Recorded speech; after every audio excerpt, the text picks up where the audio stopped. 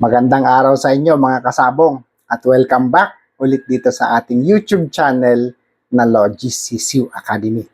So ang video episode natin na to is all about update sa nangyaring labanan sa Manila Arena na kung saan gusto ko kayong i-update sa mga findings and analysis as well as mga learnings ko doon kasi sabi ko nga sa inyo, I have dedicated already most of my adult life sa pagtuklas ng mga aral para ma-share ko sa inyo sa mga aspiring sabongeros. Talagang gusto kong maipamahagi ang mga kaalaman na natututunan ko So makinig kayo dahil i-share ko ito sa inyo kasi sabi ko nga gusto kong maging transparent, manalo man matalo, kailangan alam ng mga kasama natin sa industriya na naniniwala sa atin. So eto, ang resulta, 4 tayong talo, 1 panalo. 4 na talo, 1 panalo. Hindi naman tayo nahihiya at talagang kumbaga hindi ko ito ipinapasok sa puso ko yung pagkatalo kasi sabi ko nga it's part of the game and it's part of my learning process. You either win or learn. Either way, you win. Kasi nga, kung hindi ka man manalo, matalo ka man, matututo ka. So, yun ang panununtunan ko sa buhay. Dahil sabi ko nga, gusto ko maging transparent sa inyo. So, ito ang nangyari. So, ang nangyari, 4 days before fight kami nagbiyahe. 4 days. So, kumbaga, nakausap ko ang isa sa mga veteranong handler na din. Sabi niya, hindi pa nag-uumpisa ang laban. Sabi niya, sira ang manok nyo. Napaisip ako, sabi ko, paanong nasira? Sabi niya, tingnan mo ang proseso. Tingnan mo ang proseso. Binyahe mo, kinargahan mo ng moisture. Kasi nga, alam mong madidehydrate sa biyahe. Alam mong matutuyo siya sa biyahe sa aircon, tapos mga 12-15 hours ang biyahe. So, matutuyo talaga yan. So, kinargahan mo siya ng moisture. Nung kinargahan ng moisture, bumigat siya ng konti. Gumandang pakaramdam. Nung sinakay sa van na aircon, na 12 to 15 hours ang biyahe, natuyo siya, na-dehydrate siya. Bumagsak. Numipis kasi nga nawala ang tubig sa katawan kasi ang haba ng biyahe plus aircon pa. So, pagdating sa Manila, pahinga.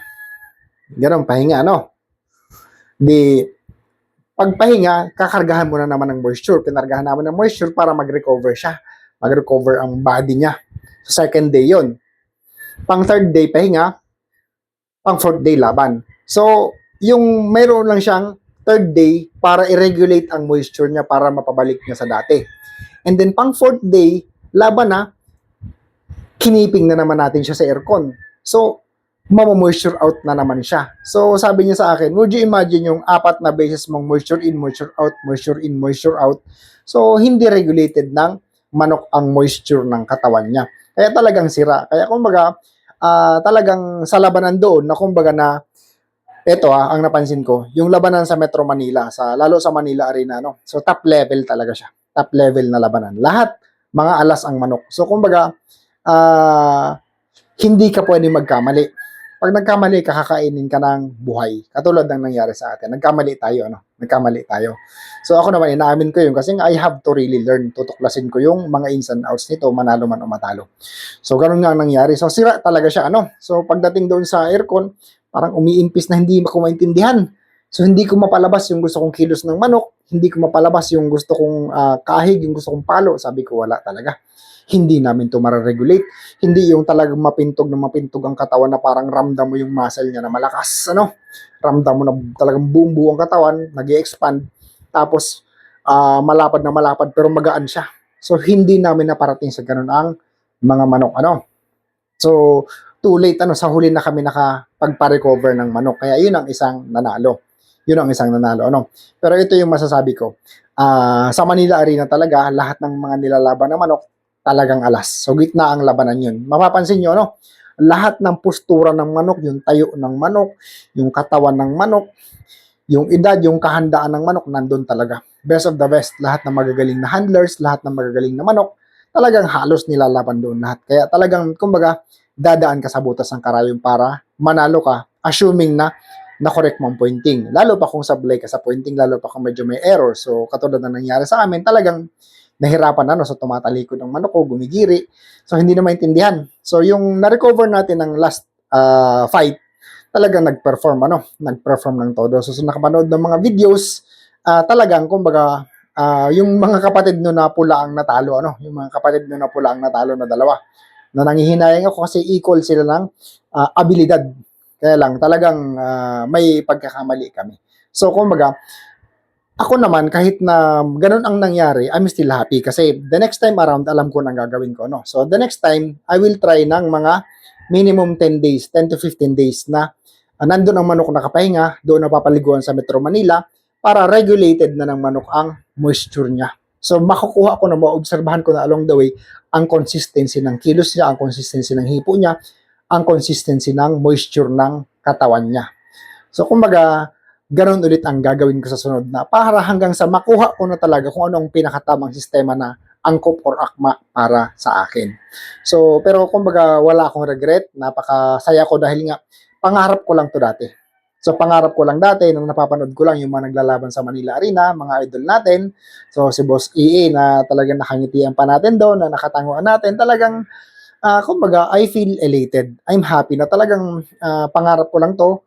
Tapos nagawa ko ng maglaban and kahit papaano pumuntos ako ng isa. So doon ko nakita na prove na assuming maayos ang pointing ng lahat ng manok, kaya naman pala ng bloodline ko na mag-compete sa pinakamataas na level ng labanan na kaya ko, no? Pinakamataas na level na labanan na kaya ko. Kasi kumbaga ito, ako lang ang naglakas ng loob na pumunta ng Manila para maglaban. Ano? Kasi yung mga bloodlines naman natin, tested na rin naman ng Madlambayan Brothers. Ano, kasi itong Earl Bird nga, 2 beses kami nag-runner up. Ano? So, isang 5 points, tapos ang champion 5.5. Isang 4 points kami, ang champion 5 points. So, kumbaga, dinadaplis-daplisa na. Konting-konti na lang. Kaya ako naman, I myself, gusto ko mismong ako makapaglaban, ako ang pumunta, sistema ko masunod, kasama ko ang mga tao ko kasi gusto ko silang i-expose sa much better na labanan, much higher na labanan para yung knowledge, yung learnings doon, makuha talaga namin, ma-experience talaga namin. Hindi lang yung tipong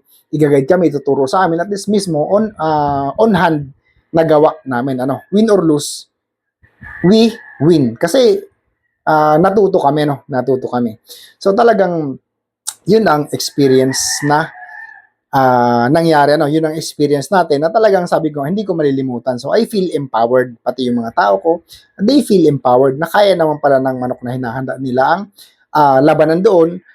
Kailangan lang ng konting adjustment, ano, kailangan lang ng konting adjustment. And talagang the next time around, I think, mas konti na ang magiging error namin, mas ma-adjust na namin, mas magpe-perform ang mga manok namin, ano. Kaya sa mga kapwa ko sa bungero na nag-uumpisa, nangangarap, so ituloy nyo lang kasi ako rin hindi ko akalain na makakarating din pala ako sa ganung labanan na sa una parang sa akin pangarap lang na parang malabong mangyari kasi sanay ako dati hakfight lang, ulutan, mga local na derby, ngayon talagang kumbaga nagawa ko na ang gusto ko, ano. So ang next objective naman natin is maging consistent, pumuntos ng mas maayos, bawasan or ma-minimize ang mga errors na posibleng mangyari sa araw ng laban or sa pointing period hanggang sa araw ng laban. But nevertheless, kumbaga nakakatawa, kayang mag-compete ng mga Bruce Barnett sweaters natin doon. Kasi Bruce Barnett over Blueface ang mga dinala natin at isang dome. So talagang, kumbaga, I'm really happy despite na ganito ang naging outcome ng laban natin. Kaya wag tayong titigil, tuloy-tuloy lang, ano, sama-sama tayo dito at lahat ng learnings ko ibabahagi ko sa inyo para maiwasan niyo na rin sa susunod ang posibleng maging outcome na pwede makaapekto ng masama sa mga manok nyo. So maraming salamat sa inyong lahat. Master Marcos ulit ito ng Team Logis.